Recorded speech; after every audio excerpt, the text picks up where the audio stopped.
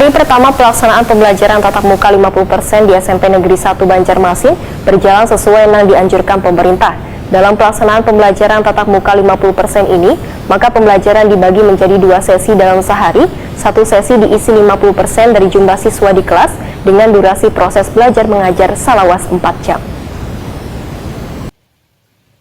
Hari pertama pelaksanaan pembelajaran tatap muka 50% di SMP Negeri 1 Banjarmasin di Komplek Pelajar Jalan Mula Warman Banjarmasin Tengah berjalan sesuai yang dianjurkan pemerintah. Kepala SMP Negeri 1 Banjarmasin Gusti Hairul Rahman Wetakuni Prima TV Baisukan Senin 7 Februari 2022 memandahkan dalam pelaksanaan pembelajaran tatap muka 50%, maka pembelajaran dibagi menjadi 2 sesi dalam sehari.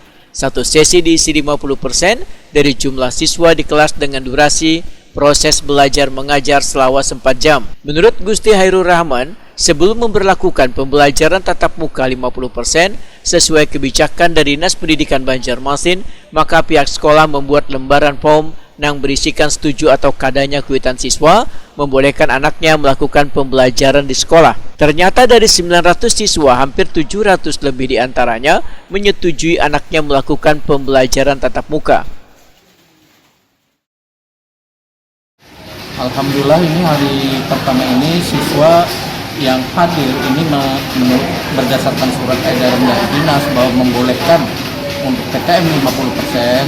Kami sebelumnya 3 hari yang lewat kami mengadakan evaluasi dan memberikan form atau daftar isian melalui Google itu, dan alhamdulillah itu 700-an lebih orang tua itu mengizinkan untuk mengikuti PTM. Tetapi ada memang yang orang tua masih khawatir. Bagi orang tua yang masih khawatir, kami mintakan anaknya jangan turun. Dan yang kondisi kurang sehat atau kurang fit juga itu kami tidak menganjurkan untuk turun.